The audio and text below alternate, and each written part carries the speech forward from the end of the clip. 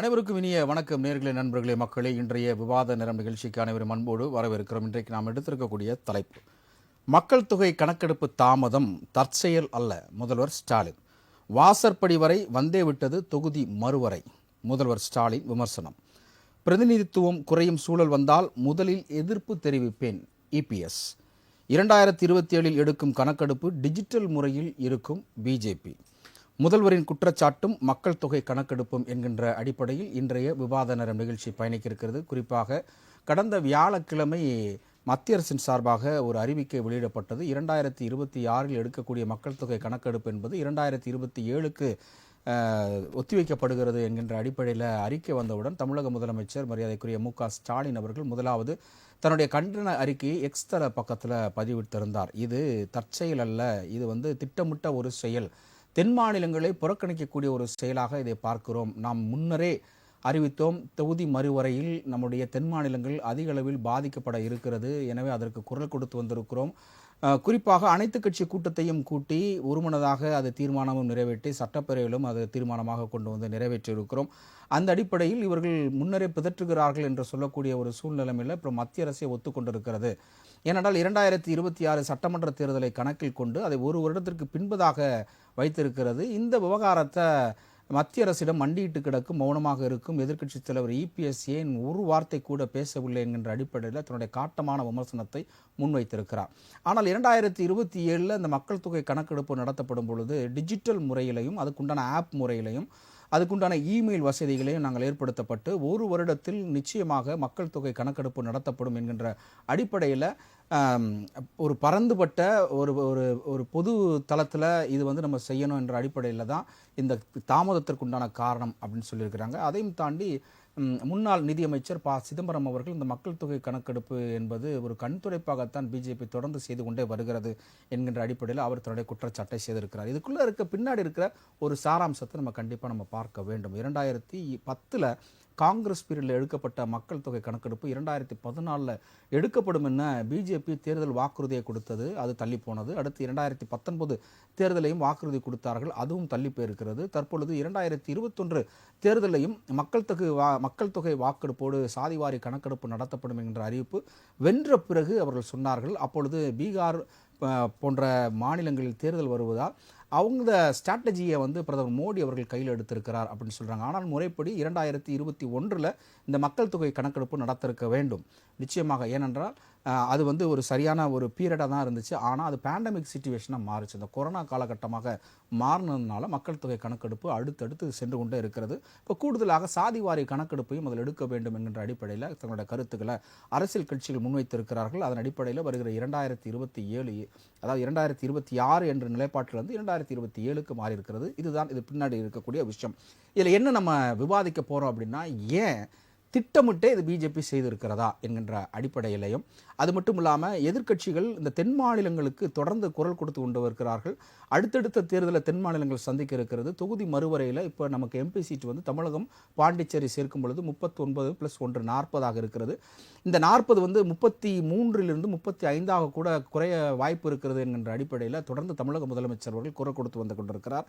ஆனால் இங்கே ஒரு முக்கியமான ஒரு கேள்வி வைக்கப்படுகிறது. அந்த கேள்வி என்ன அப்படின்னா, சட்டமன்றத்தில், அதாவது புதிய சட்டமன்ற வளாகம் ஓமந்தூராரில் கலைஞர் பீரியடில் இருக்கும்போது கட்டும் பொழுது 243 இருக்கை மட்டும்தான் நீங்கள் அதில் போட்டிங்களா என்கின்ற ஒரு மிகப்பெரிய கேள்வி வைக்கிறார்கள். அப்போ அங்கே 260க்கும் மேற்பட்ட இருக்கைகள் போடப்பட்டிருந்தது.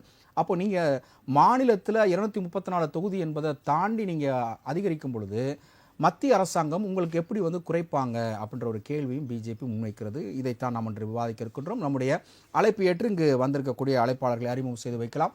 முதலாவது இணையமொழியாக தன்னை இணைத்துக் கொள்கிறார் திராவிட முன்னேற்ற கழகத்தினுடைய மாநில துணை கொள்கை பரப்பு செயலாளர் மரியாதைக்குரிய திரு கரூர் முரளி அவர்கள் இணைகிறார். வணக்கம் சார். வணக்கம் சார். வணக்கம். அடுத்தபடியாக இணையமொழியாகவே தூத்துக்குடியிலிருந்து தன்னை இணைத்துக் கொள்கிறார் தமிழக பிஜேபியினுடைய முக்கிய நிர்வாகிகளில் ஒருவர் திரு தூத்துக்குடி செல்லும் அவர்கள். வணக்கம் சார். அடுத்தபடியாக அரங்கில் தமிழ்நாடு காங்கிரஸ் கமிட்டியினுடைய மாநில செய்தி தொடர்பாளர் திரு விஜய் கிருஷ்ணா அவர்கள். வணக்கம் சார். வணக்கம். அடுத்தபடியாக அரங்கனில் மூத்த பத்திரிகையாளர் மரியாதைக்குரிய திரு வி.எஸ். ராமன் அவர்கள். வணக்கம் சார். கரூர் முரளி சார், இந்த நிகழ்ச்சியை உங்களிடமிருந்து நம்ம ஆரம்பிக்கிறோம். இன்றைக்கு அதாவது இன்றைக்கு இல்லை, நேற்றைய முன்தினம் நம்முடைய தமிழக முதல்வர் இந்த மக்கள் தொகை கணக்கெடுப்பு தள்ளி போனதற்குண்டான காரணத்தை கடுமையான விமர்சனத்தோடு முன்வைத்திருக்கிறார். இப்போ இந்த தொகுதி மறுவரையில் தமிழகத்திற்கு அதிக அளவு தான் சீட்டு கிடைக்கும் அப்படின்னு அன்றைய பிஜேபியுடைய மாநில தலைவர் மரியாதைக்குரிய அண்ணாமலை ஐபிஎஸ் அவர்கள் சொல்லியிருந்தார். இதை ஒரு ஏற்புடைய கருத்தை நீங்க பாக்குறீங்க? தமிழ்நாட்டினுடைய உரிமைகளுக்காக போராடி கொண்டிருக்கிற தலைவர், கடலங்கை தமிழர் நலம் அங்கெல்லாம் தலையிட்டு கிளர்ச்சி செய்க என்று பாவேந்தன் பாரதிதாசனுடைய கவிதை வரிகளுக்கு ஏற்ப தமிழ்நாடு எங்கெல்லாம் பாதிக்கப்படுகிறதோ, தமிழர்கள் எங்கெல்லாம் பாதிக்கப்படுகிறார்களோ அவர்களுக்காக போராடி உரிமைகளை பெற்றுத் தருகிற தலைவர் எங்கள் தலைவர் தளபதி ஸ்டாலின் அவர்கள் என்பது உங்களுக்கு நன்றாக தெரியும். ஏனென்றால் திராவிட இயக்கம் என்பது உரிமைகளை பெறுவதற்காக இந்த மண்ணில் உருவாக்கப்பட்ட ஒரு இயக்கம். ஒன்றும் கிடையாது. இவர்கள் தொகுதி மறுசீரமைப்பு 2027 என்று அறிவித்திருக்கிறார்கள். 2027 தொகுதி மறுசீரமைப்பு கொண்டு வருவதற்கான நடைமுறைகளை எல்லாம் சாத்தியப்படுவதற்கான நடவடிக்கை எடுப்போம் என்று ஒன்றிய அரசாங்கம் அறிவித்திருக்கிறது. இல்ல, இதுல ஒரு சின்ன திருத்தம். மக்கள் தொகை கணக்கெடுப்பு நடத்துற அடிப்படையில தான் தொகுதி மறுவரையே செய்யப்படும் அப்படின்னு இருக்காங்க. அப்போ 2020 எடுக்கக்கூடிய முதல் விஷயம் என்னன்னா மக்கள் தொகை கணக்கெடுப்பு தான். அதாவது நல்லா படிக்கிற பிள்ளைக்கு தண்டனை கொடுக்கிற ஆசிரியரை போல நல்ல மாநிலமாக, மக்களுக்கு தொண்டு செய்கிற மாநிலமாக, ஒன்றிய அரசாங்கம் செய்கின்ற பணிகளை செய்கின்ற மாநிலங்களுக்கு தண்டனை கொடுக்கிற விதத்திலே அவர்கள் அறிவித்திருக்கிறார்கள். ஏனென்று கேட்டால் 2019 என்று நினைக்கிறேன், சுதந்திர தின விழாவிலே நாட்டுடைய பிரதமராக இருக்கின்ற இன்றைய பிரதமர் நரேந்திர மோடி அவர்கள் அன்று பேசுகிற பொழுது சொல்கிறார், மக்கள் தொகை அதிகமாக வளர்ந்து விட்டது. வளர்ந்து வருகிற மக்கள் தொகையின் காரணமாக நாடு பல்வேறு பிரச்சனைகளை சந்திக்கக்கூடிய ஒரு சூழ்நிலைக்கு தள்ளப்பட்டிருக்கிறது. ஆகவே மக்கள் தொகையை குறைக்க வேண்டும் என்று 2019 சொன்னார். ஆனால் இதே கருத்தை தான் இந்திரா காந்தி அம்மையா அவர்கள் குடும்ப கட்டுப்பாடு திட்டம் என்று ஒரு சட்டத்தை கொண்டு வந்த பொழுது அந்த சட்டத்தை முறையாக சரியாக பின்பற்றிய மாநிலம் தமிழ்நாடு என்ற பெயரை பெற்று ஒன்றிய அரசாங்கம் சொன்னதை நாங்கள் சரியாக நடைபெறுத்திய காரணத்தால் இப்பொழுது எங்களுடைய மக்கள் தொகை குறைந்திருக்கிறது. ஆனால் உத்தரப்பிரதேசத்துக்காரர்களோ, மத்திய பிரதேசத்துக்காரர்களோ, ராஜஸ்தான்காரர்களோ, ஒடிசாக்காரர்களோ ஒன்றிய அரசாங்கம் சொன்னதை செய்யாமல் அவர்கள் மக்கள் தொகை உற்பத்தியை பெருக்கிக் கொண்டிருக்கிறார்கள்.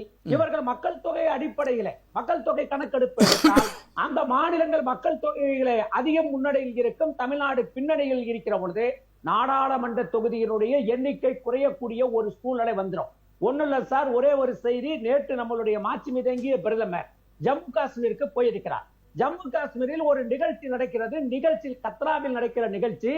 அதிலே அந்த மாநில யூனியன் பிரதேசத்தினுடைய முதலமைச்சராக இருக்கிற உமர் அப்துல்லா அவர்கள் பேசுகிற பொழுது அழகாக சொன்னார், இதோ பாருங்கள், ஜம்மு காஷ்மீர் என்ற மாநிலத்தினுடைய முதலமைச்சராக இருந்த என்னை ஜம்மு காஷ்மீருடைய யூனியன் பிரதேசத்தினுடைய முதலமைச்சராக ப்ரமோட் பண்ணிவிட்டு வைத்திருக்கிறீர்களே, இது நியாயமா என்று ஒரு பிரதமரிடம் ஒரு முதலமைச்சர் புலம்பக்கூடிய ஒரு நிலை வந்திருக்கிறது என்று சொன்னால், இந்த தொகுதி மறுசீரமைப்பு நடைமுறைப்படுத்தப்படுமானால் 39 தொகுதி, பாண்டிச்சேரி உட்பட 40 தொகுதி இருக்கிற தமிழ்நாட்டுக்கு 33 தொகுதி வருமானால் மக்களவைக்கு செல்கின்ற நாடாளுமன்ற உறுப்பினருடைய பிரதிநிதித்துவம் குறையும். அப்பொழுது என்ன செய்வது என்று கேட்டால், இப்பொழுது எப்படி உமர் அப்துல்லா அவர்கள் பிரதமரிடம் புலம்பினாரோ அதே போல நாளை நாடாளுமன்றத்தில் தமிழ்நாட்டுடைய உரிமைகளை பெற முடியாமல் நாமளும் புலம்பிக் கொண்டிருக்க வேண்டிய ஒரு சூழ்நிலை வரும். அதனால்தான் எங்கள் தலைவர் அவர்கள் அழகாக சொல்கிறார், இதோ பாருங்க, நாங்க அன்னைக்கும் சொன்னோம், இன்னைக்கும் சொன்னோம், பிஜேபி காரங்க என் அண்ணன் ராமரும் வந்திருக்காரு, என்னுடைய அண்ணன் செல்வமும், அந்த தூத்துக்குடி செல்வமும் வந்திருக்காங்க. உங்களுக்கு ஒரே ஒரு உத்தரவாதத்தை நீங்க தரணும். நாளைக்கு நாட்டினுடைய உள்துறை அமைச்சர் அவர்கள் சங்கம் வைத்து தமிழ் வளர்த்த மதுரையம்பதிக்கு வருவதாக சொல்லுகிறார்கள். அவரிடம் நீங்கள் ஒரு கோரிக்கை, உங்கள் கட்சியின் சார்பிலே கோரிக்கை வைக்க வேண்டும். ஏங்க தொகுதி மறுசீரமைப்பின் இல்ல சார், இல்ல எனக்கு ஒரு முரண்பாடு என்ன இருக்கு அப்படின்னா, எனக்கு இல்ல, பார்க்கிற எல்லாருக்கும் ஒரு முரண்பாடு இருக்கு. என்ன அப்படின்னா 2010 எடுத்த மக்கள் தொகை கணக்கெடுப்பு படி நம்ம எல்லா விஷயத்தையுமே இப்போ செஞ்சுட்டு போகிறோம். அப்போ அன்னைக்கு நம்ம பார்த்தோம் அப்படின்னா 4.5 கோடி பேர் தான் தமிழகத்தில் இருந்திருக்கிறாங்க. 3.25 கோடி பேர் வாக்காளர்களாக இருந்திருக்கிறாங்க 2010.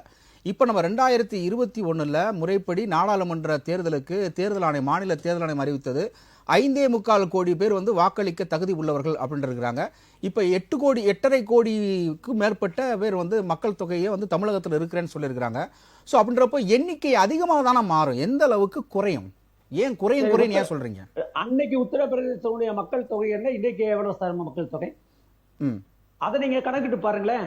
ஆனா கான்ஸ்டிடியூஷன் தொகுதின்றது ஒரே தொகுதியா இருக்கு. சட்டமன்ற தொகுதின்றது நமக்கு 234, அங்க 405. அது அப்படியே தானே இருக்கு. இல்ல, நான் என்ன சொல்றேன், நீங்க மக்கள் தொகை கணக்கெடுப்பு எடுத்தீர்களானா நாளை சட்டமன்றமும் மாறலாம், நாடாளுமன்ற தொகுதியினுடைய மாறுங்கிற ஒரு சூழ்நிலை வந்துச்சுன்னா அவங்களுக்கு தொகுதி எச்சாம சார். உத்தரப்பிரதேசக்காரங்க 11 தொகுதி அதிகம் பெற்றுவாங்க சார். நம்ம 7 தொகுதி இழக்கக்கூடிய ஒரு சூழ்நிலை வரும் சார். அப்ப நான் என்ன கேட்கிறேன், நீங்களே எங்களை விட்ட வேண்டியதானே?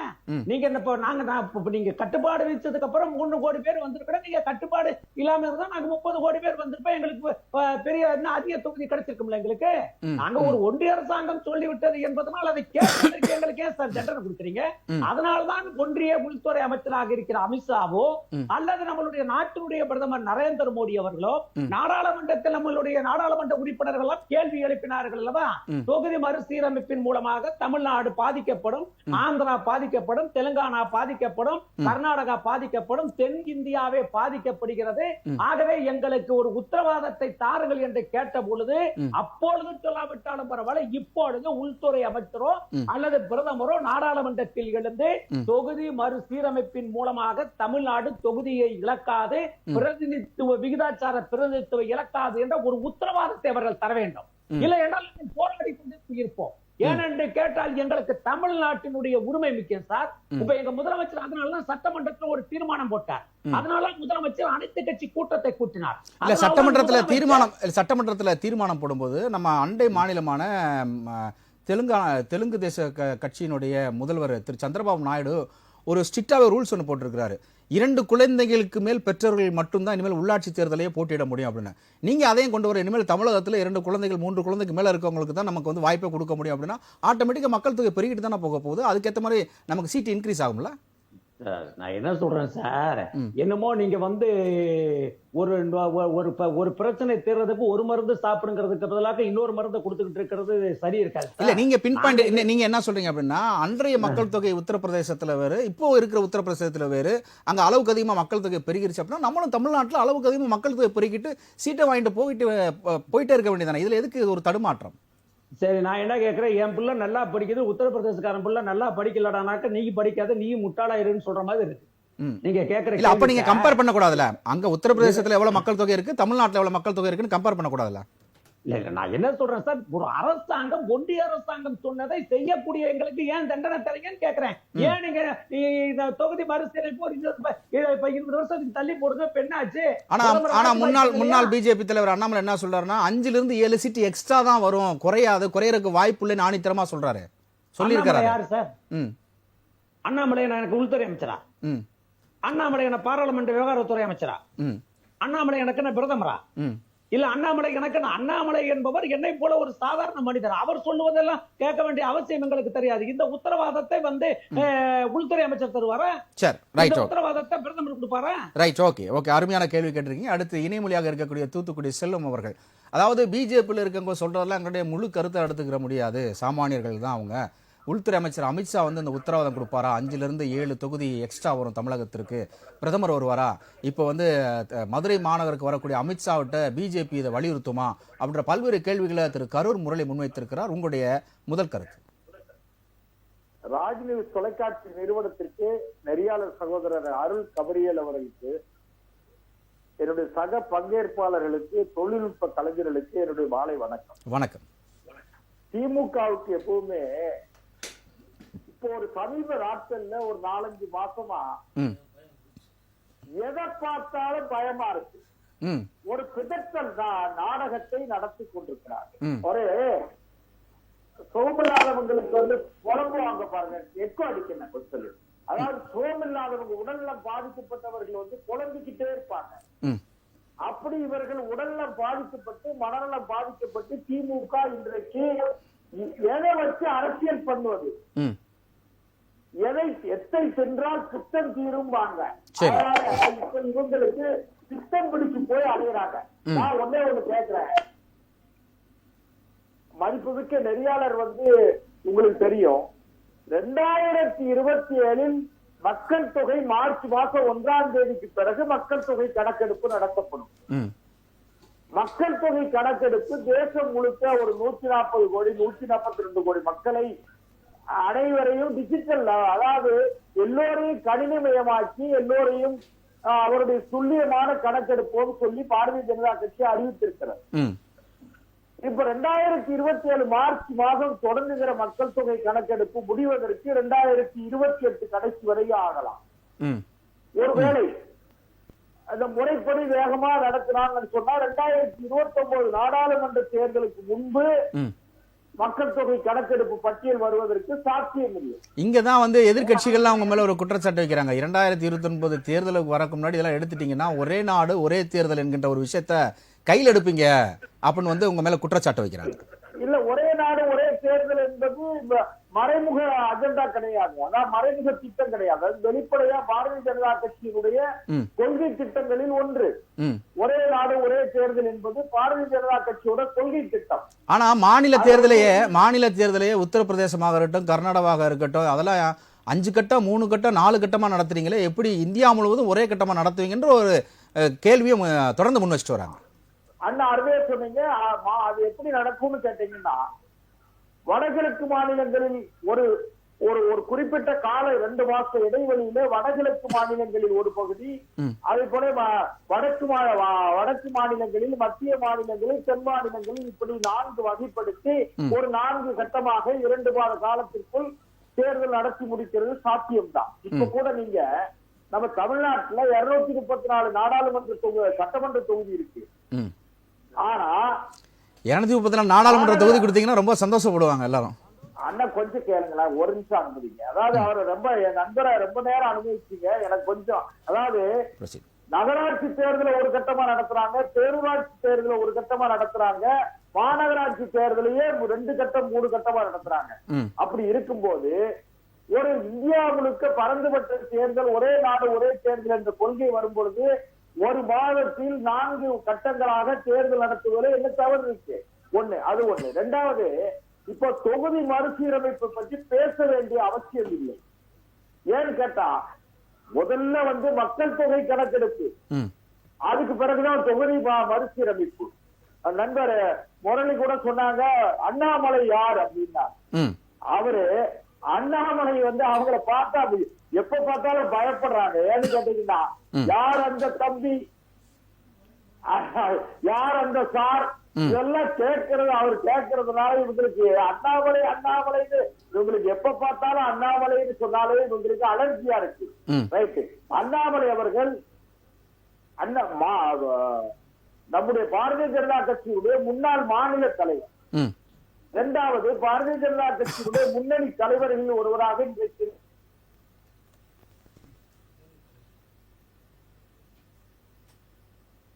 கோயம்புத்தூர்ல ஒரு நடந்த நிகழ்ச்சியில மாண்புமிகு உள்துறை அமைச்சர் அவர்களே சொன்னாங்க, உங்களுக்கு நினைவு இருக்கும்னு நினைக்கிறேன். மாண்புமிகு உள்துறை அமைச்சர் அமித்ஷா அவர்களே, தமிழ்நாட்டினுடைய தொகுதி எண்ணிக்கை குறையாது. அதுக்கு பிறகுதான் வந்து அண்ணாமலை அவர்கள் மரியாதைக்குரிய அண்ணாமலை அவர்கள் என்ன சொன்னாங்க, புரோரேட்டான்னு சொன்னாங்க. புரோரேட்டானா என்னன்னு கேட்டீங்கன்னா, உத்தரப்பிரதேசத்துல இருக்கிற மக்கள் தொகை அடிப்படையில் இன்றைக்கு இருக்கிற 80 நாடாளுமன்ற உறுப்பினர்கள் இருக்காங்க. அந்த 80 நாடாளுமன்ற உறுப்பினர்கள் ஒருவேளை 10-11 எண்ணிக்கை கூடுதுன்னு வச்சுக்கிடுங்க.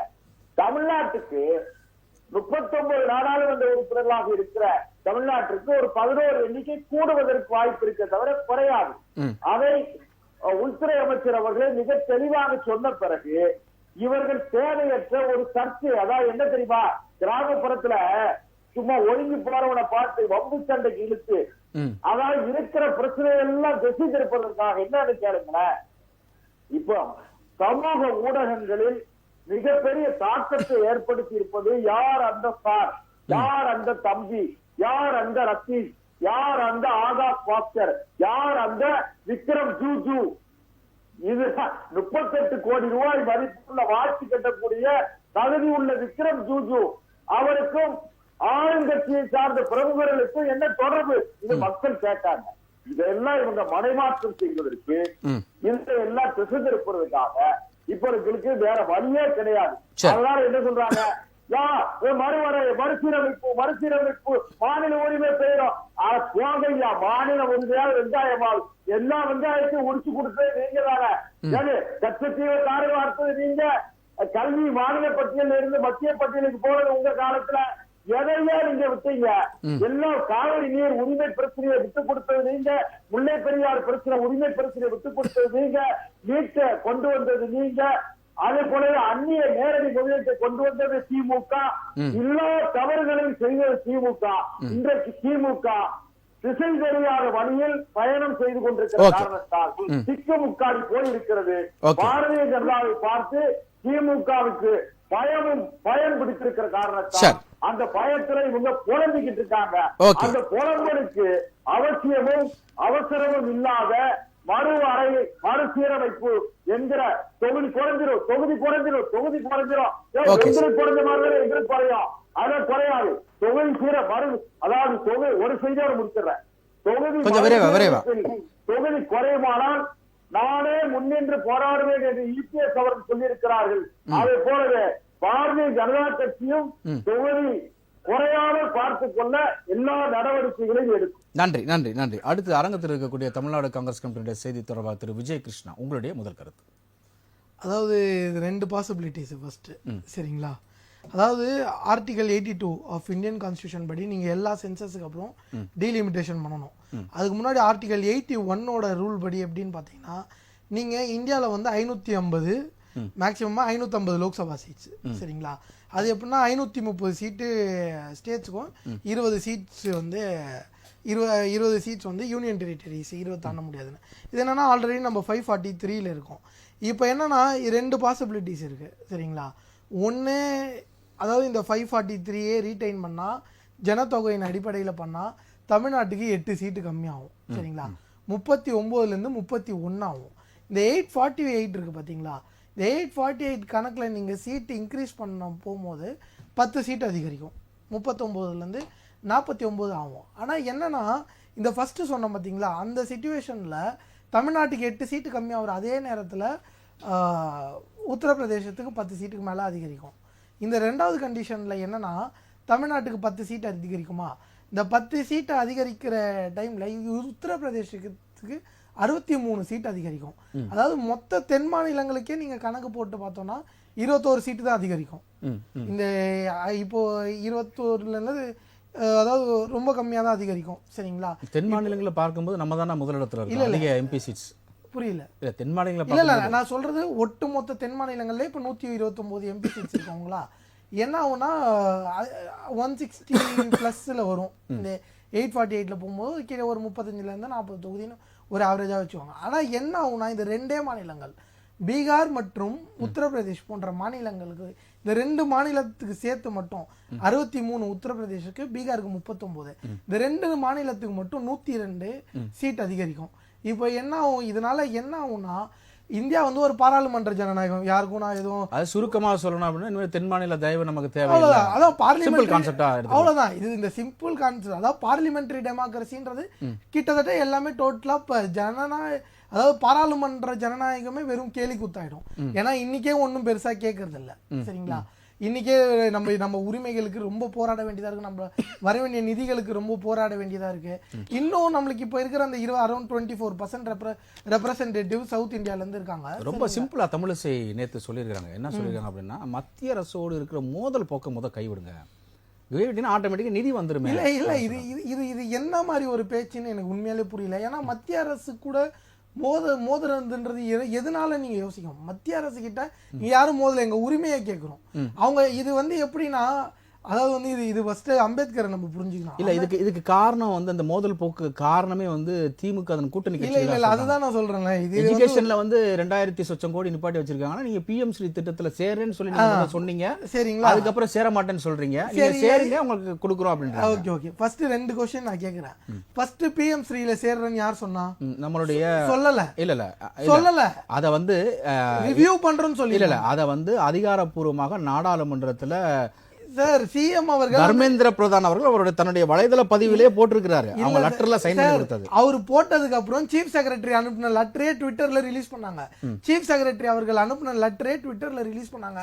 அந்த லெட்டர்ல என்ன கிளியரா சொல்லிருக்காங்கன்னா, நாங்க ஒரு கமிட்டி வச்சு ரிவ்யூ பண்ணிட்டு இது முடிவு எடுக்கிறோம்னு சொல்றோம். சரிங்களா? இதுதான் அதாவது என்ன சொன்ன, இந்த திட்டத்தை நாங்கள் முழுமனதாக நாங்கள் வரவேற்கிறோம். இல்ல அவர் மென்ஷன் பண்ணிருக்கிறது வரவேற்கிறோம். இருப்பினும் நாங்கள் ஒரு குழு அமைத்து அதை நாங்க வந்து முடிவு பண்ணி பரிசீலனை பண்ணி நாங்க சொல்றோம் அப்படின்னு குழு அமைச்சு அப்ப சொன்னப்போ சொல்லிட்டு வந்தப்போ 500 சொச்சம் கோடி ரிலீஸ் பண்ணாங்க சார். அதாவது நான் சொல்லிடுறேன்ல, ஃபர்ஸ்ட் நாங்க இது மாதிரி நாங்க குழு அமைச்சு ரிவ்யூ பண்ணிட்டு சொல்றோம்னு சொல்லியிருக்கோம். இன்னொன்னு PM ஸ்ரீ ஸ்கூல்ஸ் இருக்குல்ல, நீங்க இதை எந்த அடிப்படையில நீங்க நிபந்தனை வைக்கிறீங்க? இந்த மனப்போக்கு தான் மிகப்பெரிய தவறுன்றோம். நீங்க அதை என்ன சொல்றீங்கன்னா வந்து குலக்கல்வி அதை வந்து கொண்டு வந்துரும் PM ஸ்ரீ சார். இல்ல சார், நீங்க இந்த ஐடியாலஜிக்கல் விஷயம்லாம் விடுங்க. அட்மினிஸ்ட்ரேட்டிவ் ரீசனா PM ஸ்ரீயை நாங்க அக்செப்ட் பண்ணாதான் நீங்க சமகர சிக்ஷா அபியானை ரிலீஸ் பண்ணணும் எந்த முகாந்திரத்துல சொல்றீங்கன்ற கேள்வி நான் வைக்கிறேன்.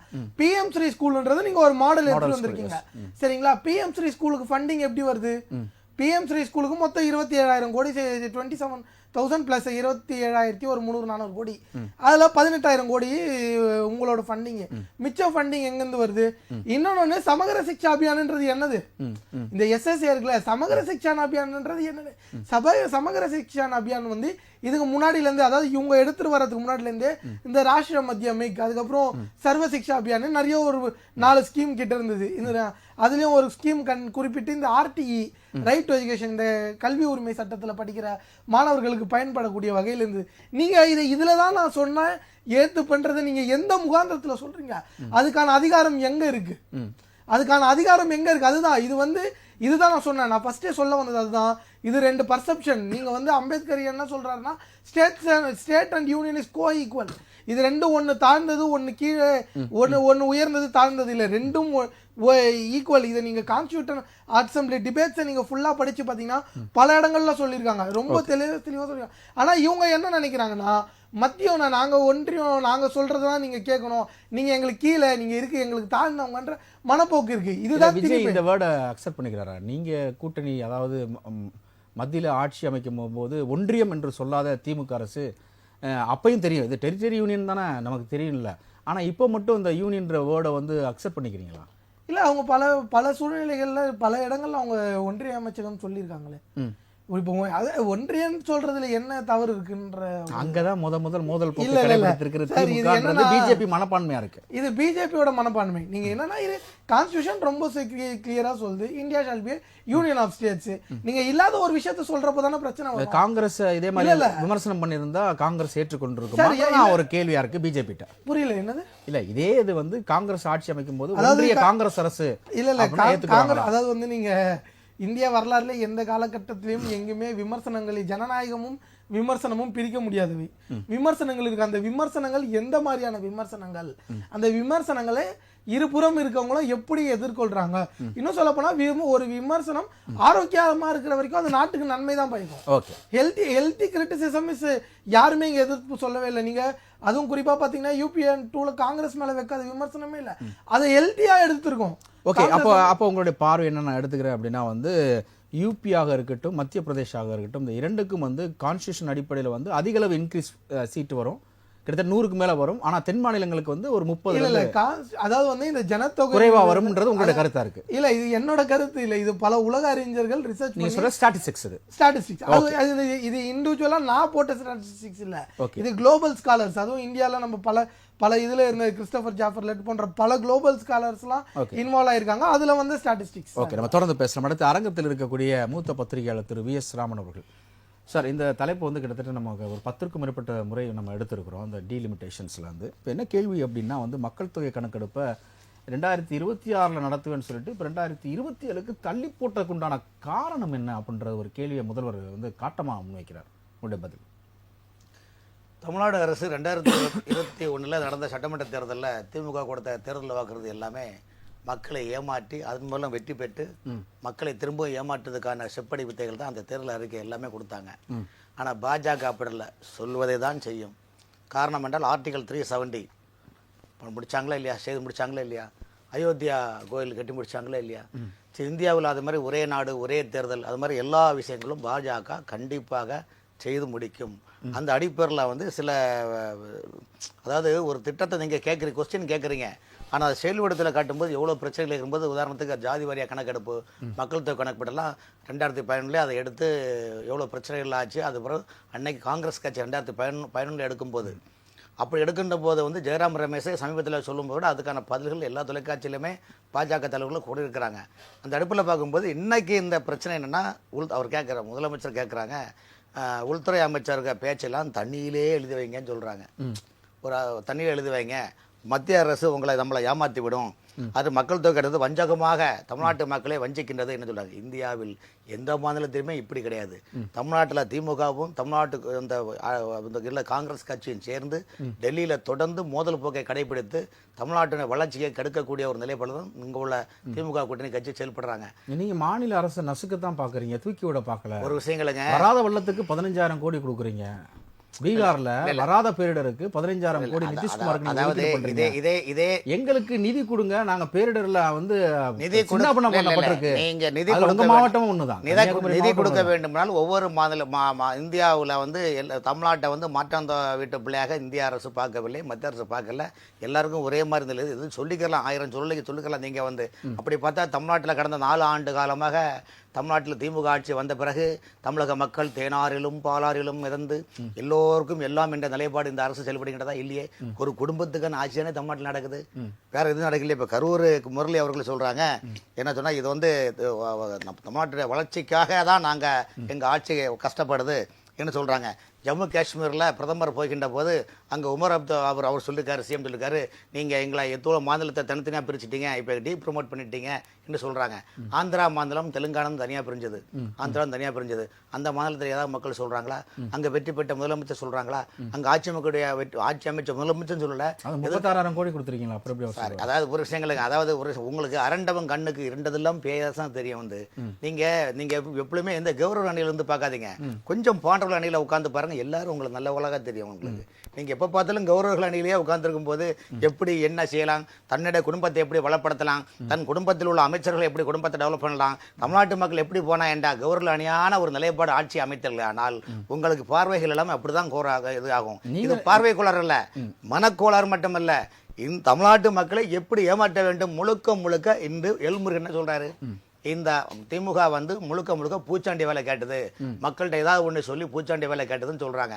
அது என்ன சொல்றாங்கன்னா, இந்த சமீபத்தில் ஒரு பாட்டு வந்து, 7 கடலை தாண்டி 7 மலையானை தாண்டி வருவான் பூச்சாண்டி வலியை விரிப்பாண்டி மனசெல்லாம் தோண்டி பாடம் படிப்பாண்டி மனசே குடும்பாண்டி சபதம் கொடுப்பாண்டி அப்படின்னு சொல்லிட்டு இந்த பாட்டு வரிசையிலும் வராம் பூச்சாண்டி ரயில் வண்டியிலே வாரணாசி கோட்டை தாண்டி மெயில் வண்டியிலேன்னு எல்முருகன் அந்த பாடின வரிகள் இந்த அரசுக்கு ஏன் சொல்றேன்னா, இந்த அரசு தமிழ்நாடு அரசு முழுக்க மக்களை ஏமாற்றிக்கொள்ளுது. அதாவது அதிகமா ரயில் வண்டியை திறந்து வைக்கிறது மரியாதைக்குரிய பிரதமர் மோடி, மத்திய அரசு கூட தானே. இல்ல பிரதமர் மோடி அவர்கள் சார், அது பாடல் மோடி அவர்களுக்கு பொருந்துமா? அப்படி கிடையாது. நீங்க திரும்ப சொல்றேன், நீங்க திரும்ப அந்த கௌரவ அணியிலே நீங்க பயணிக்கிறீங்க மாதிரி என்னுடைய எண்ணம் இருக்கு. இல்ல நீங்க கொஞ்சம் பாண்டவர் நிக்க பூச்சாண்டி இல்ல தமிழ்நாட்டுல தான் பூச்சாண்டி, அதாவது பூச்சாண்டி வேலை காட்டி தமிழ். சார், இன்னைக்கு தமிழ்நாட்டுல என்ன பிரச்சனை தெரியுமா?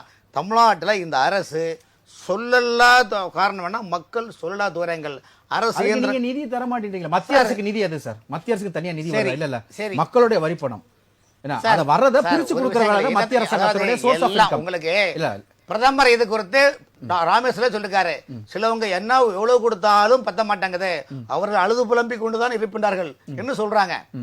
இப்ப தமிழ்நாட்டுல வந்து நீங்க இந்த ஆட்சி 4 ஆண்டு காலத்தில் எந்த பொருளை நீங்க விளையாட்டல, எல்லா பொருளும் 150% நீங்க ஏத்தியாச்சு. இன்னைக்கு தமிழ்நாடு அரசு துறை எப்படி இயங்குது உங்களுக்கு தெரியுமா? எல்லா விலைவாசி காரணமும் மாநில அரசு தான். நீங்க குற்றச்சாட்டு மாநில அரசுடைய அந்த லிமிட் இருக்கு சார், அது கூட இருக்கு சார். வந்து பத்திரப்பதிவு வீட்டு வரிகள்லாம் எப்படி நீங்க ஏத்துறீங்க? டபுள் மடங்கு சரி, பெட்ரோல் நீங்க எத்தனை சொல்றீங்களே, மாநில அரசு குறைப்பேன்னு சொன்னீங்களே, சிலிண்டருக்கு 100 ரூபாய் குறைப்பேன்னு குறைச்சிங்களா?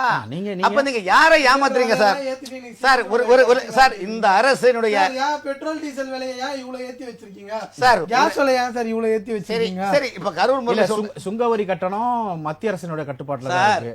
அதை வந்து இப்ப நீங்க ஒரு வந்து விஷயம் இல்லைங்க. வருஷத்துக்கு ஒரு தடவை ஏத்துக்கிட்டு இருக்கீங்க. காங்கிரஸ்காரர்களும் திமுக காரங்களும் ஏதாவது வந்து இந்த மாதிரி வந்து மக்களிடம் சரியான அதாவது வழியில் பயணிக்க இன்ஃப்ளேஷன் முடியாததுக்காக அவங்க அதாவது பொய்யா சொல்லிடுறாங்க. இந்தியாக்குள்ளே கம்பேர் பண்ணி பார்க்கும்போது கரூர் மற்ற முரளி மாநிலங்களை சொல்றாரு. விட தமிழ்நாடு கரூர் முரளி சொல்றாரு. விலைவாசியை கட்டுப்படுத்தி இந்திரா காந்தி வச்சிருக்காங்க. முதல்வர் உங்க இருக்கின்ற பிஜேபி ஆளுங்கின்ற மாநிலங்கள்ல பாருங்க விலைவாசி என்ன லெவல்ல இருக்கு. சார், விலைவாசி இந்த லெவல்ல உயர்ந்திருக்கிறதுக்கு காரணம் தமிழ்நாட்டு- ஒன்றிய அரசு தான். இந்தியாவிலே ஒன்றிய அரசு தான் ஊழலுக்கான சார் ஒரு எல்லா ஆட்சி இடங்களிலும் தமிழ்நாடு தான். விலைவாசி இந்தியாவிலே இன்ஃப்ளேஷன் ஊழலுக்கான ஒரு ஆட்சி, அது ஊழலுக்கான மாநிலம், ஒரு குடும்ப வளர்ச்சிக்கான மாநிலம். இப்ப அண்ணன் கரூர் முரளி சொல்ற கேட்போம்.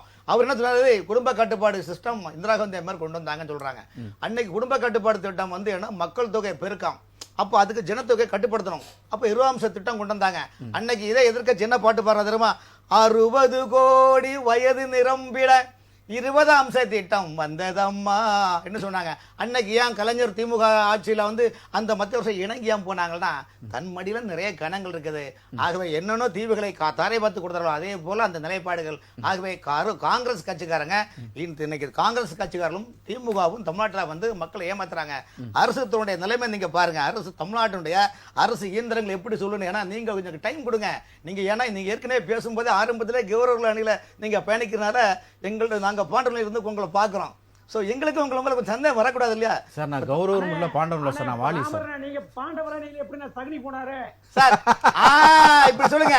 சகுனி இறைவன் கிருஷ்ணனே தொடர்ந்து நினைத்துக் கொண்டிருந்தார். அதனால தாயம் விளையாடுகின்ற போது இந்த நான் விளையாடுவதை கண்ணனுக்கு தெரியாக்கூட என்றால் கண்ணன் கண்டுகொள்ளாம இருந்தால் நீங்க மனசுல வைத்துக் கொள்ளுங்க சார். இப்போ சகுனின்னு சொன்னது யார சொன்னீங்கன்னு கொஞ்சம் தெளிவுபடுத்துறீங்க, நல்லா இருக்கும் சார். நீங்க ஏன் சார் சுண்டு முட்டி விடுறீங்க? அவர் பாட்டுக்கு செவனே உட்கார்ந்துருக்காரு சகுனிதான். சார். தமிழ்நாட்டை பொறுத்த வரைக்கும் இன்னைக்கு நடக்கிற ஒரு சின்ன வர முதலமைச்சருக்கு தெரியாத உங்களுடைய அரசு துறை, தமிழ்நாடு அரசுடைய இயந்திரங்கள், அரசு துறை இயந்திரங்கள் எப்படி செயல்படுது பாருங்க. டெண்டர்ல எப்படி பண்றாங்கன்னா, ஒரு எக்ஸாம்பிள் சொல்றேன். ஒரு டெண்டர் நீங்க எடுக்கிறீங்க, பொதுப்பணித்துறை, வருவாய்த்துறை, அது போல ஊராட்சி, இந்த வாட்ஸ்அப் செய்திகள்லாம் சார். எங்க ஒரு விஷயம் சார், வாட்ஸ்அப் செய்திகள்லாம் சார், வாட்ஸ்அப் என்ன பேசுறீங்க சார்? வாட்ஸ்அப் செய்திகள்லாம் நீங்க சார், வாட்ஸ்அப் செய்திலாம் சொல்ல சார். நீங்க ஒரு விஷயம் வாட்ஸ்அப் செய்திகள ஒரு மதிப்புமிக்க ஒரு ஊடகத்துல அப்பலாம் கிடையாது சார். நீங்க ஆட்சிக்கு பதில் சொல்லுங்க சார். பேசும்போது எதுவா இருந்தாலும் நீங்க ஆதாரத்தோட நியாயமா கரெக்டான விஷயங்கள் தான் பேசணும். சரி, மனம் போன தமிழ்நாடு முதலமைச்சர் என்ன சொன்னாரு, கல்வித்துறையும் சுகாதாரத்துறையும் எனது 2 கண்கள். எப்படி சொன்னாரா இல்லையா? முத்துராமலிங்க தேவர் என்ன சொன்னாரு, தேசமும் தெய்வீகமும் எனது 2 கண்கள்னு சொன்னாங்க. இப்போ சுகாதாரத்துறையை பாருங்க. இந்த ஆட்சி வருகின்ற போது கொரோனா காலகட்டங்கள் எத்தனை டாக்டர் இருந்தாங்க. அந்த டாக்டர்ல டாக்டர் விவேகானந்தன் இறந்தாரு. அந்த விவேகானந்தன் மனைவிக்கு இன்னைக்கு வேலை கொடுக்கல. கலைஞர் போட்ட அந்த அரசாணை, சுகாதாரத்துறை அரசாணை எண் 354, ஜியோ எண் 354. அதுல என்ன பண்ணா, மக்கள் நலனும் மருத்துவ நலனும் ஒரு நாணயத்தின் 2 பக்கங்கள். மக்கள் நன்றாக இருக்கணும், மருத்துவர்கள் நல்லா இருக்கணும். மத்த மாநிலத்துல 40,000 சம்பளம் விட தமிழ்நாட்டுல சுகாதார கம்மியா கொடுக்கறாங்க. ஒன்றிய லெவல்ல பாஜக, மாநில அளவுல அதிமுகவும் சார். நீங்க பேச விடுங்க சார். உள்ள நீங்க சார் நீங்க அதாவது நீங்க அவுட் ஆஃப் டாபிக்ல சம்பந்தமே இல்லாம ஆமா இது என்னங்க ஏங்க நீங்க அவுட் ஆஃப் டாபிக். ஆமா என்ன இந்த அரசு திசை மாறுகின்றது. அவுட் ஆஃப் டாபிக்ல இந்த அரசினுடைய தவறுகளை இந்த சுட்டிக்காட்டினால் குற்றம். பாத்தீங்களா சார்? அரசு தவறுகளை நீங்க சுட்டி காட்டுறீங்க. நீங்க மடைமாற்றம் பண்றீங்க. அரசு மருத்துவர்கள், மடைமாற்றம் பண்றீங்க. அரசு மருத்துவர்கள் அந்த அரசாங்கம் வந்து கண்டுக்கிடாதனால வரக்கூடிய 12ஆம் தேதி சேலம் மேட்டூர்ல வந்து சென்னை நோக்கி நடைபயணம் மேற்கொண்டார்கள் சார். நினைச்சு பாருங்க. ஒரு அரசு மருத்துவர்களுடைய மனநிலை, சம்பள பிரச்சனை சார். சரி சார், நீங்க சொல்றத பார்த்தா அதிக அளவுல அரசு மருத்துவர்கள், அரசு செவிலியர்கள் போராட்டம் நடத்திய ஒரு ஆட்சி அப்படின்னா வந்து 2014 இருந்து 2016 இருந்து 2021 வரைக்கும் அது வந்து அவங்களுடைய கூட்டணி கட்சியான அதிமுக ஆட்சியில தான். ரைட், உங்க வழிக்க வரேன் சார். அதுக்கு நான் வரேன். இப்ப போராட்டம் கம்மியா தான் இருக்கு. இல்ல சார், நீங்க எப்படி வெளியில இருந்து நீங்க ஒரு ரூமுக்குள்ள பாக்காதீங்க.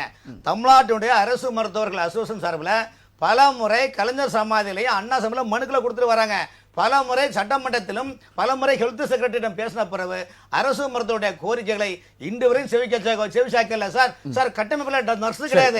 நீங்க பில்டிங்கா கட்டுறீங்க, கட்டமைப்புல நர்ஸ் கிடையாது, டாக்டர் கிடையாது, புதிய அப்பாயின்மெண்ட் கிடையாது. அரசு துறை முழுவதும் ஊழல்ல மாட்டிட்டு இருக்கு சார். வந்து ஒவ்வொரு அமைச்சர்கள் என்ன பண்றாங்கன்னு சொல்ல முடியுமா?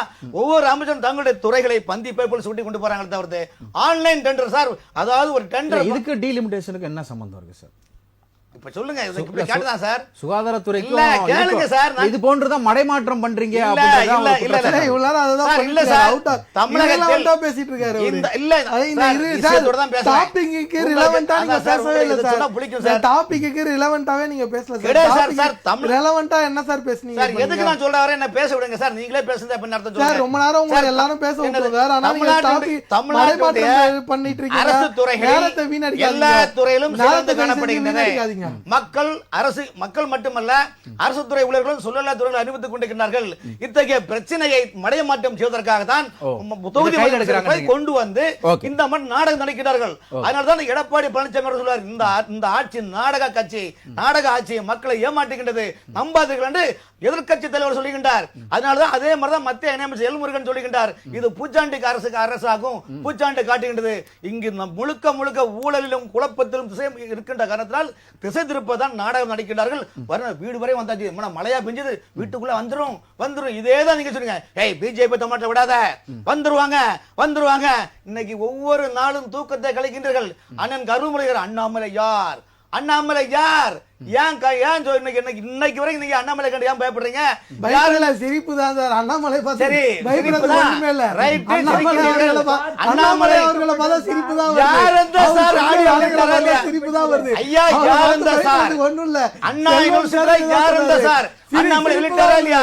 ஏன் கலங்குறீங்க? சார், ரைட், ஏன் கலங்குறீங்க? சார், ஏன் இது நடுங்குறீங்க? போன்ற விஷயங்களை மடைமாற்றுவதுதான் ரைட். தனிப்பட்ட ஒருவரை தாக்குதல் நடத்தினால் அவர் மேல வந்து நீங்க வெறுப்பு கொண்டாடுனீங்கன்னா நாங்களும் வந்து அது செல்ல பிறந்தது யாரு, அவரு மேல என்ன வழக்கு இருக்கு, இதெல்லாம் கேட்க வேண்டியதா நல்லா இருக்காது. புரியலன்னா இல்ல, தனிப்பட்ட தாக்குதல் சார், பண்ணாங்க. நீங்க சொன்னதுக்கு ரிப்ளை கொடுக்குறேன். அதாவது உங்க பாஜக கட்சிக்கு எங்க தலைவர், எங்க கட்சியும் சரி, எங்க கட்சி சார்ந்த தலைவர்களை பத்தி பேசுறதுக்கு பாஜக ஒட்டுமொத்த கட்சிக்குமே எந்த விதத்திலயும் ஒரு தகுதியே கிடையாது. சரிங்களா? நீங்க சொன்னீங்க, நீங்களும் அவரும் மாத்தி சொன்னீங்க. அவர் பண்ண வேலையை பார்த்து மக்கள் சிரிக்கதான் செஞ்சாங்க.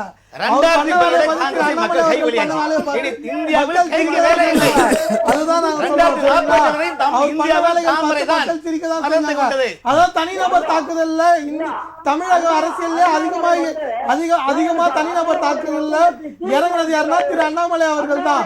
ஜெயலலிதா அம்மையார் அவர்களை எவ்வளவு கடுமையா விமர்சிச்சாரு, அதை மறுக்கிறீங்களா? ஜெயலலிதா அம்மையார் அவர்களை திரு அண்ணாமலை அவர்கள் எவ்வளவு கடுமையா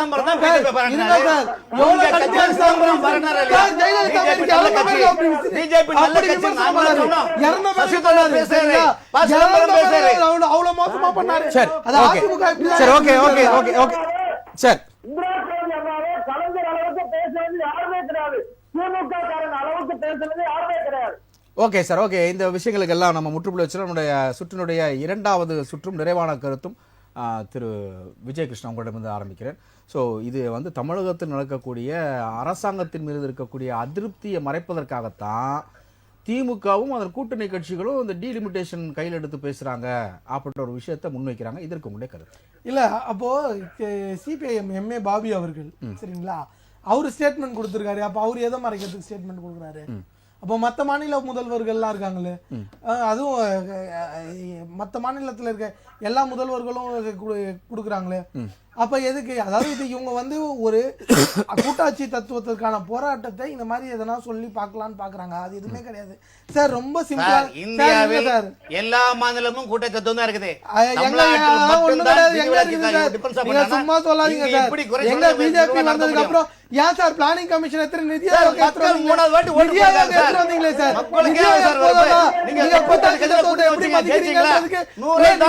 போதாதா?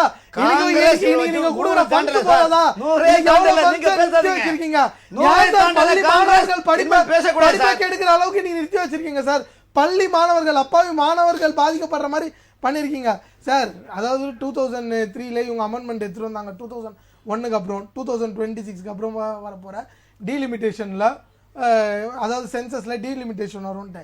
இது இவங்க ரொம்ப ப்ரீ பிளான்டா, இவங்க வந்து இது எதுவுமே தற்செயலா இல்ல, ரொம்ப ப்ரீ பிளான்டா தான் தள்ளிட்டே. இதை எதை நோக்கி நகர்த்துகிறதுன்னு உங்களுடைய குற்றச்சாட்டு? ஒரே நாடு ஒரே தேர்தலுக்கு சிவப்பு கம்பளம் விரிக்கிறதா அந்த மக்களுக்கு?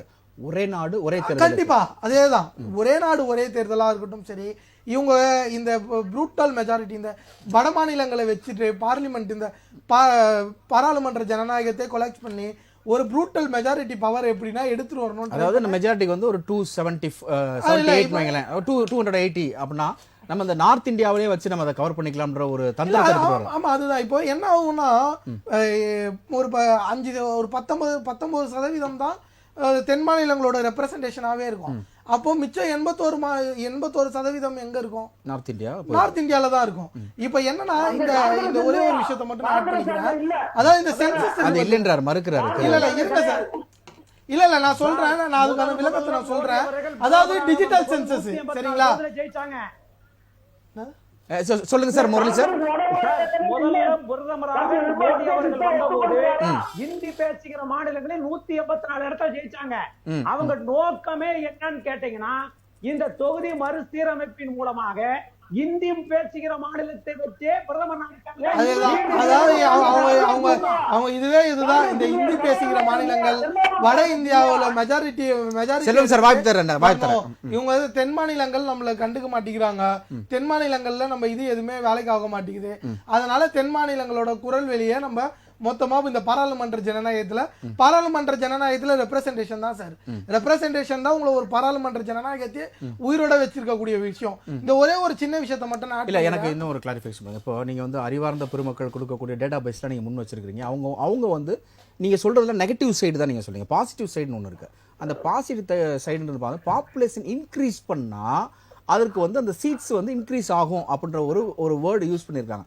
ஸோ அப்போ 2010 நம்ம எடுக்கும் பொழுது கிட்டத்தட்ட ஒரு 4 கோடி பேர் வைங்களேன். இப்போ +4, அதாவது 8.5 கோடி மேலே இருக்கிறாங்க. வாக்களிக்க தகுதியானவர்கள் 5,45,00,000 சொச்சம் இருக்கிறாங்க. ஸோ அப்படிப்போ இன்க்ரீஸ் தானே சார் ஆகும். நமக்கு வந்து நீங்க வந்து பல்க் ஆகல, விரல் விட்டு என்ற அளவுக்கு தான் இருக்குன்னு பாக்குறீங்களா? இல்ல டபுள் டிஜிட் இல்ல. இது என்னன்னா, நீங்க ரெண்டு விஷயத்தை ரொம்ப ஆழமா புரிஞ்சிக்க வேண்டிய கட்டாயம். ஃபர்ஸ்ட், இந்தியா வந்து ஒரு பொலிட்டிக்கல் ஈக்குவாலிட்டி உள்ள நாடு. இந்த டெமோக்ரஸில ஒன் ஓட் ஒன் வேல்யூன்னு ஒரு விஷயம். இன்னொரு பக்கம் ஃபெடரலிசம், சரிங்களா? இது என்ன ஆகுதுன்னா, நீங்க சொல்ற மாதிரி இந்த ஜனத்தொகை இருக்குல்ல, இந்த ஜனத்தொகை இன்க்ரீஸ், இந்த ஃபெர்டிலிட்டி ரேஷியோ பார்த்தோம்னா, அதாவது வந்து இந்த குடும்ப கட்டுப்பாடு திட்டங்கள்லாம் திறந்த பிறகு இதை அரசாங்க சொன்னத்தின், அதாவது ஒன்றிய அரசாங்கத்தின் அறிவுறுத்தலின் பேரில் சொன்னது இந்த நாட்டுக்கு நன்மை பயக்கிற விதத்துல அதை கரெக்டா ஃபாலோ பண்ணாங்க. இது எதுவுமே ஒரு நிதியை பெறுவதற்கு கரெக்டா ஃபாலோ பண்ணாங்க. நிதியை பெறுவதற்கு இன்னொன்னு இது ரொம்ப ஒரு தேவையான விஷயமும் சரி. அன்றைய காலகட்டத்தில் இன்னைக்கு ஜனத்தொகை இவ்வளவு தூரம் வந்திருக்கு, அது ஒரு பெரிய ஒரு விஷயம்டான விஷயம்னு வச்சுக்கோங்களேன். அதுக்கு பல ஆஸ்பெக்ட்ஸ். இவ்வளவு தூரம் கவலைப்படுகிற காங்கிரஸ் கட்சி தமிழகத்துல அதிக அளவுல ஃபெர்டிலிட்டி சென்டர் வந்து அதிகமா இருக்கு. குழந்தையின்மை, அதாவது குழந்தை கட்டுப்பாடு போய் இப்ப குழந்தை இன்மைன்ற ஒரு விஷயம் இருக்கு.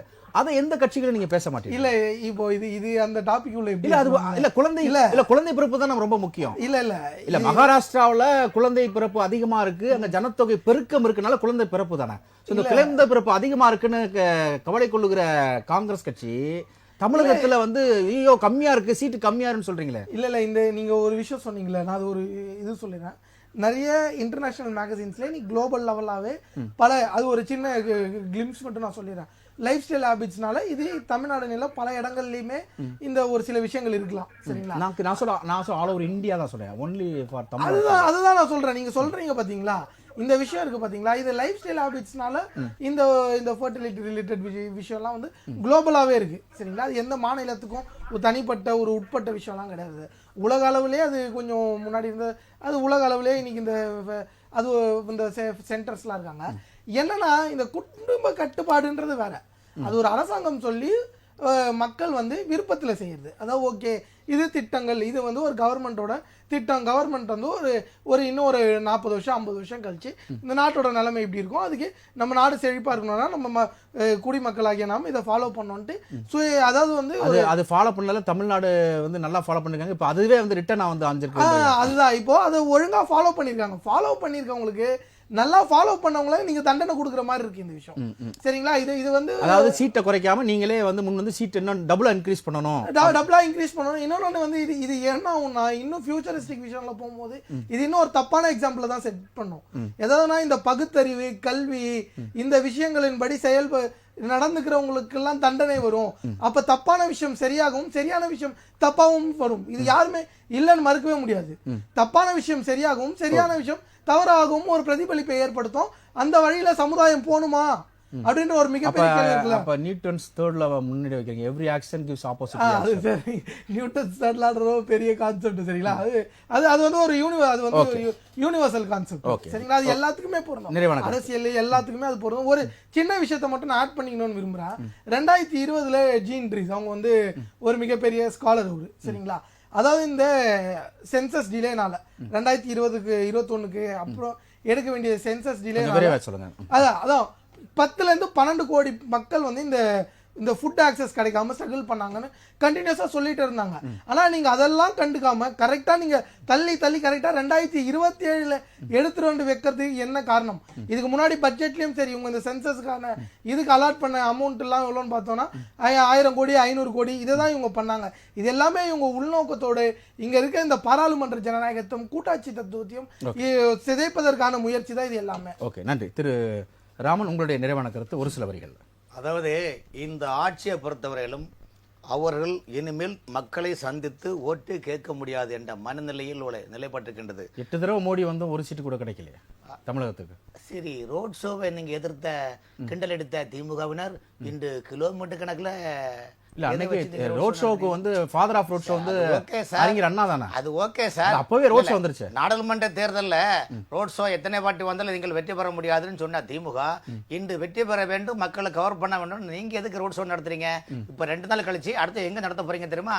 கோயம்புத்தூர், ஈரோடு, திருப்பூர், சேலம், மேட்டூர்ல முடிச்சு அங்க விவசாயிகளுடைய நிகழ்ச்சியும் டேம் திறக்கிறதுக்கு இப்ப முதலமைச்சர் அடுத்த கட்டத்தை ரெடி பண்றாங்க. ஆகவே திமுக பொறுத்தவரை எப்படின்னா மயக்கமா கலக்கமா மனசிலே குழப்பமா என்ற நிலையில்தான் திமுக உள்ளது. திமுகவிடம் மக்கள் மத்தியில் எந்த செல்வாக்கும் இல்லை. ஊழலில் கரை புரண்டு ஓடுகின்றது.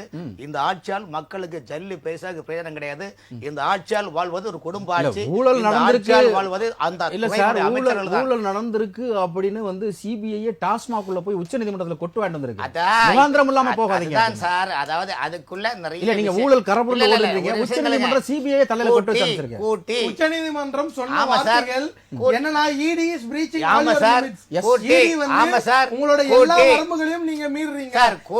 இதுதான் உச்சநீதிமன்றம் சொன்ன விஷயம். அதாவது நீங்க ED எப்படி உங்களோட அரசியல் காரணங்களால அதெல்லாம் கிடையாது சார்.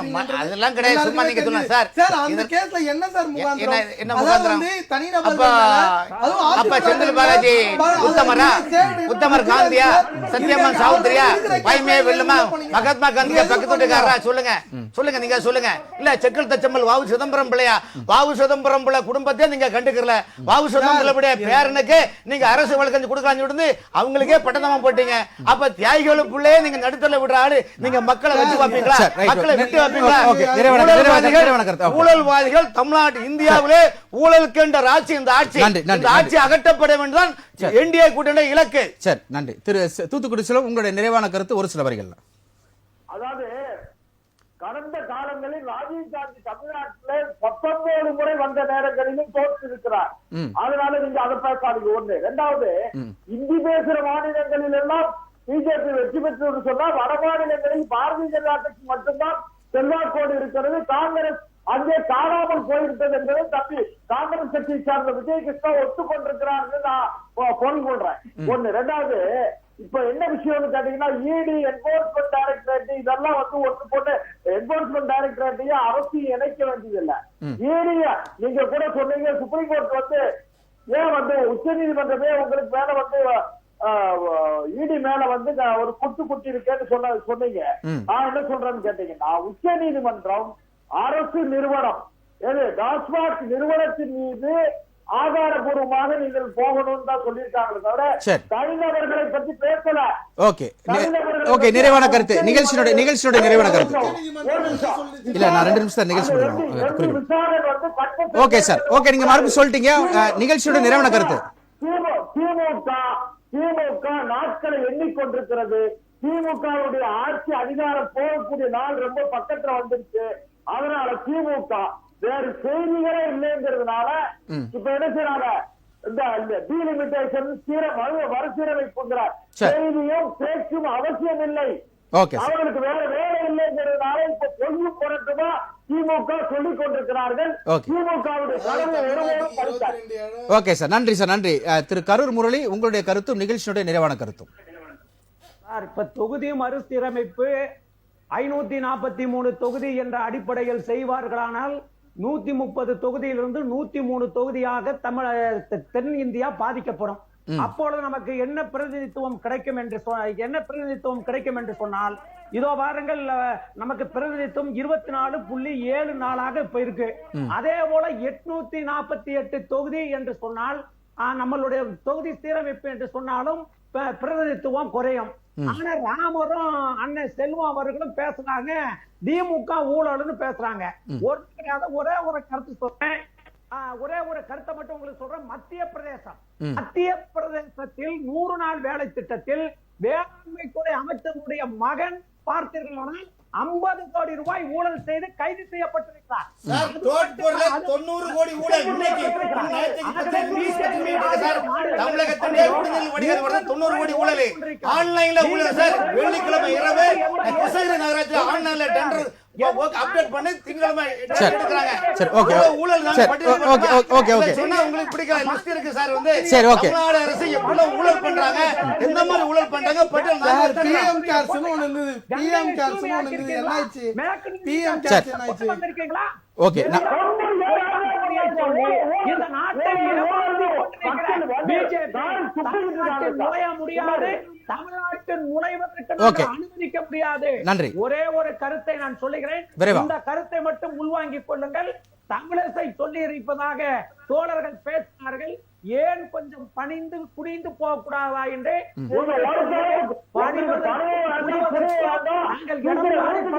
பரம்பரை அல்ல, முத்துவேல் கருணாநிதி ஸ்டாலின் பரம்பரை. பயம் என்பது திமுக காரன் அகராதியில் கிடையாது.